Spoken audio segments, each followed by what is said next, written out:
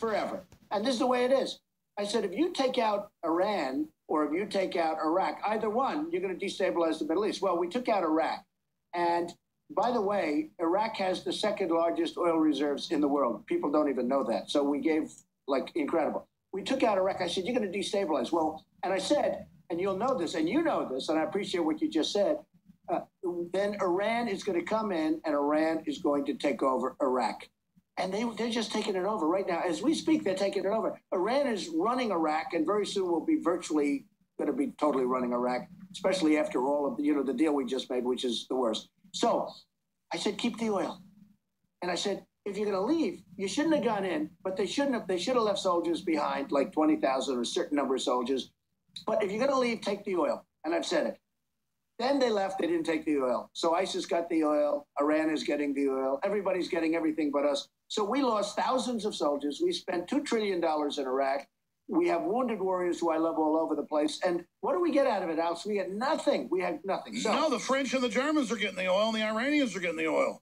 And you know who the #1 customer for the oil is? Guess what? China.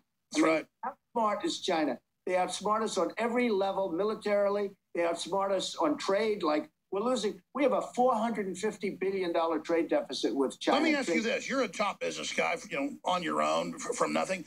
How did China get 97% of rare earth minerals in the world? How is the United States or nobody else even trying to get rare earth minerals when it's what goes in the smartphones, the computers, trillions is made a year? How did we just give them the global market in that? That's crazy.